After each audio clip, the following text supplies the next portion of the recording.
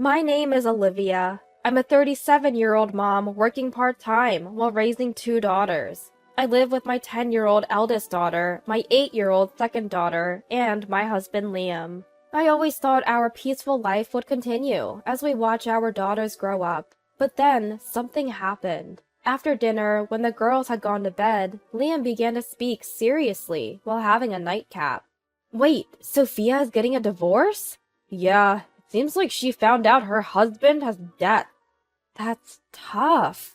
Sophia is Liam's sister. She got married about 6 years ago and has a 4-year-old kid. So she's going to be a single mom? Yeah, she's moving near us next month. Can you help her out? I immediately nodded my agreement. Divorce is hard enough, let alone raising a child alone.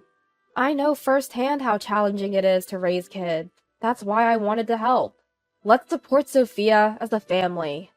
Liam was pleased that I agreed so readily. Little did I know what was coming. The next month, Sophia and her son Ethan moved into an apartment about a 5-minute walk from our house. On the day of the move, Liam and I invited Sophia and Ethan for a little housewarming. Our eldest daughter Emma and our second daughter Ava seemed to enjoy Ethan's company. It's been tough for you, Sophia. She gulped down her beer and said, Marriage is a nightmare. I regret it so much. If I hadn't gotten pregnant with Ethan, I'd never have married that irresponsible man. I held my tongue, considering she must be exhausted from the divorce. Come to think of it, Sophia was the type to say whatever was on her mind. I remember her candid nature. She told Liam, You're marrying someone this plain? During a family meeting. Well, at that time, my mother-in-law, Isabella, who was right next to me, scolded her harshly. Well, if you need anything, just tell us, Liam said, beaming at her. I'm lucky I moved near you. I was thinking of going back to Mom's, but she can be too much sometimes. Sophia and Liam's mother, Isabella, has a strained relationship, mostly because Isabella scolds her. If you need anything, call Olivia. Right, Olivia? Yes, just tell me, I replied, but I felt uneasy. I was going to become her personal assistant. I had a feeling like that. That premonition turned out to be true. The day after Sophia moved in, the doorbell rang while I was preparing dinner. Emma, can you get that? My eldest daughter, who was watching TV, opened the door. Mom, it's Sophia and Ethan. What? Could it be something urgent? As I walked to the door, Sophia blurted out, I'm broke right now. We came to have dinner. I can't prepare anything right away. I'm sorry. But you said I could come anytime if I had trouble. She gave me a sulky look. How could she show up like this? Certainly, it was me who said, help yourself anytime. That day, I had food delivered just for Sophia and Ethan and looked after them at our house. The suggestion came from Liam, who had just returned from work. Sophia's been through a lot. Treat her to some good food. He's so indulgent with Sophia, honestly. After dinner, Sophia and Ethan took baths at our place and then went home. Sophia, could you give us a heads up next time? We need to prepare too. I said this as they were leaving, but it was Liam who took issue with me.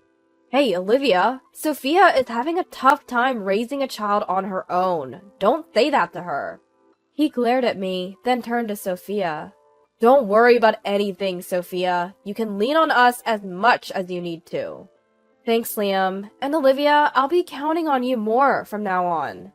True to her word, Sophia came over nearly every day to eat dinner and take baths. You could at least take baths at home, I think to myself. But she persists, saying, it saves on utilities. Perhaps her frugal living has increased because Liam's debt was the reason for their divorce? Either way, isn't this a bit too much? I protested to Liam multiple times. Isn't she coming over too often? Sophia is struggling, raising a kid alone. But Emma and Ava are also getting inconvenienced because of her constant visits. When she comes over, Sophia leaves Ethan with Emma and Ava and spends all her time watching TV in the living room. Emma and Ava also want to watch TV, but they're too busy caring for Ethan. I've told her multiple times to take care of Ethan herself, but she brushes it off, saying, I need a break too. The real problem is Liam. He coddles Sophia so much that she feels no need to do anything, all while having no consideration for me, his wife. Although Liam is spoiled for his own sister, he has no intention of pampering me, his wife. Can we limit Sophia and Ethan's visits to only our days off? That was my non-negotiable term, to protect Emma and Ava's daily lives. Liam had a bitter look on his face, but said, "You're a surprisingly unpleasant woman. I understand." He said something unnecessary and understood. Liam reluctantly agreed, calling me surprisingly unpleasant. But then he started going over to Sophia's apartment almost every day himself. Emma and Ava began to worry, asking, "Is Dad not coming home again tonight? Did you and Dad have a fight?" It's unacceptable for him to be away from home every day when he's not on a business trip. Frustrated, I called Liam's phone. "Where are you?" "I'm at Sophia's place. Just gave Ethan a bath." He said this without a hint of shame. Have you ever given your daughter a bath? I'd reached my limit and decided to have a serious talk with Liam over the weekend.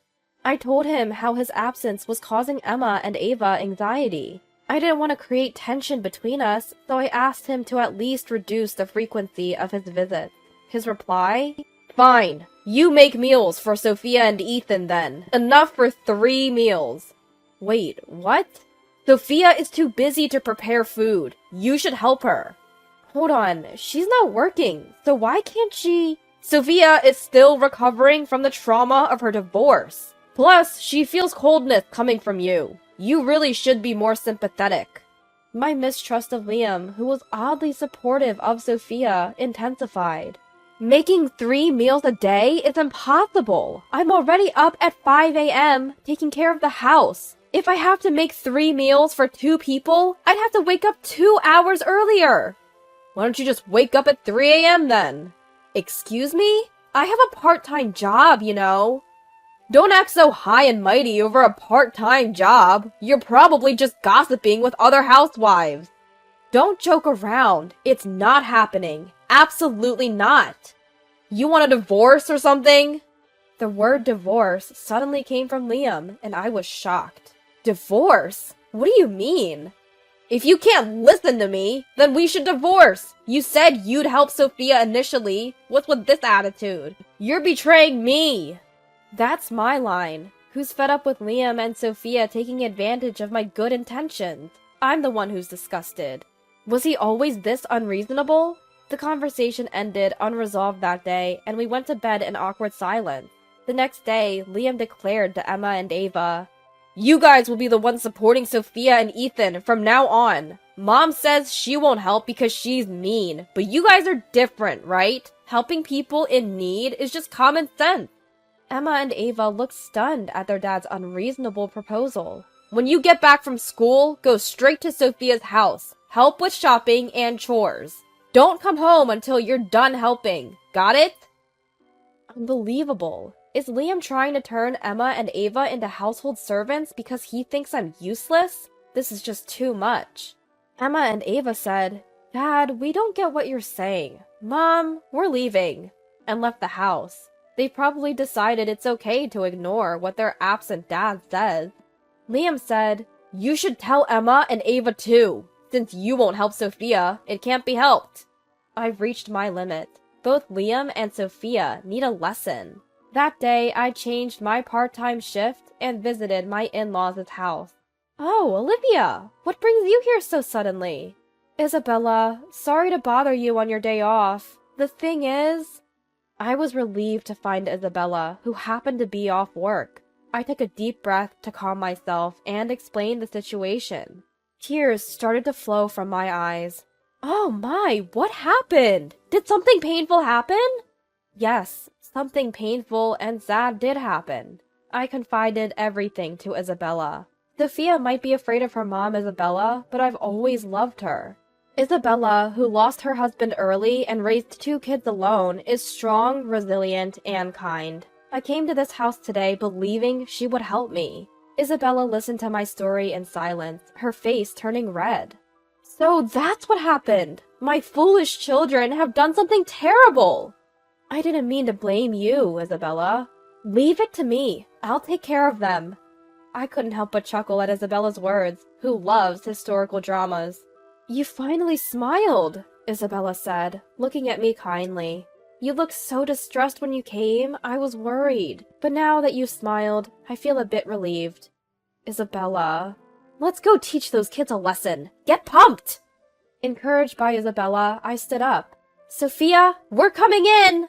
Isabella and I visited Sophia's apartment. Mom? What? What's up? What do you mean, what's up? What's with this messy room? What have you been doing all day? The room is a mess, with trash and belongings scattered everywhere. Even the bed is unmade. The sink smells bad, apparently filled with food waste. Is Ethan being raised in a place like this? But Ethan isn't in the room. Where's Ethan? Isabella immediately asks on my behalf. He's at the daycare center. Since when? Which daycare center? I immediately ask back. After all, daycare centers around here are highly competitive. It's hard to get in midway, and I had a tough time getting Emma and Ava in. Plus, I haven't heard anything about this from Liam. Something's fishy. That's none of your business. Sophia snaps back at me, but Isabella counters. No, it is our business. Are you sure it's a daycare center? Are you lying? Cornered by Isabella, Sophia finally gives in. She's been leaving Ethan with an acquaintance during the day. What? An acquaintance? Can you trust them? I don't know. They have a 4-year-old too, so I thought it would be fine. Sophia's irresponsibility is glaring. You idiot! Go get Ethan right now! Isabella shouts, and Sophia rushes out to bring Ethan back. What's wrong with you? You've been causing Olivia so much trouble! What's your deal?